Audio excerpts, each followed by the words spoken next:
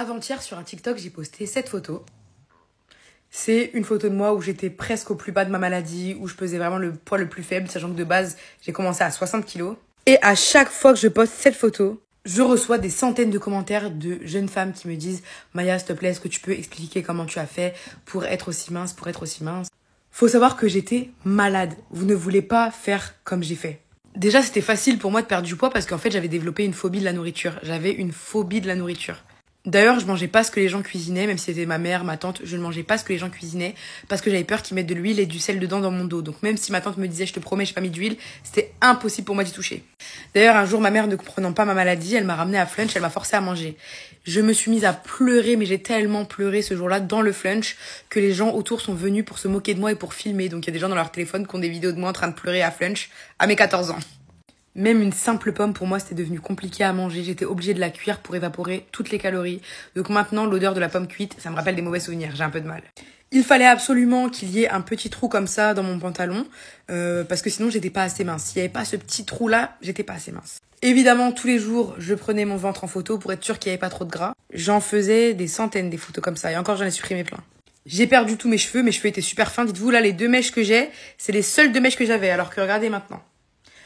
Quand on mange pas. C'est pour ça, maintenant, même si je reçois pas mal de critiques sur mon poids, etc., je kiffe mes cheveux. Bref, le sujet n'est pas ça. Dites-vous que je me rappelle, à Noël, j'avais mangé 3 petits fours. Il y avait 3 petits fours, j'en ai mangé 3.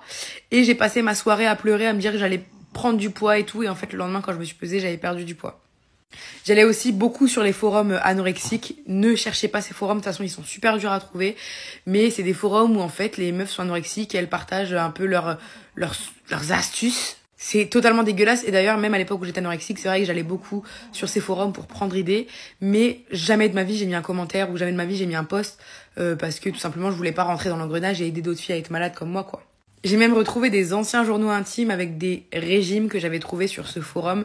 C'est des régimes genre jour 1, tu manges 300 calories alors qu'un humain a besoin de 1500 calories pour fonctionner minimum. Jour 2, tu manges 500 calories. Jour 3, tu manges rien. Donc c'était n'importe quoi. Je me rappelle, il y avait tellement des trucs loufoques. Je me rappelle, c'était quoi? Un régime où tu pouvais manger un truc. Ça pouvait être du chocolat, ça pouvait être des marshmallows, bref, un truc super calorique, mais tant que tu mangeais que ça, bah t'étais censé perdre du poids. C'était un truc mais tellement débile.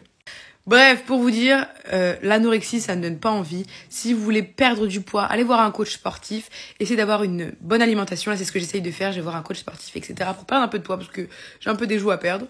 Mais ne rentrez pas dans la spirale de l'anorexie. Vous allez perdre vos cheveux, vous allez perdre vos dents, vous allez perdre votre santé, vous allez devenir fou, en fait, clairement, parce que l'anorexie, ça rend fou. Je ne pensais qu'à mon poids. Vous ne voulez pas en fait vous sentir comme ça. C'est pas une vie. Et soyez gentil avec les gens dans votre entourage ou sur internet parce que vous savez pas ce qu'ils traversent. Et c'est vrai que moi des fois quand je vois tous ces commentaires sur mon visage qui est un gros visage ou sur mon poids et tout, c'est vrai que ça aurait pu me pousser vers l'anorexie mais grâce à Dieu je suis bien entourée et je suis plus forte que ça. Bref, prenez soin de vous.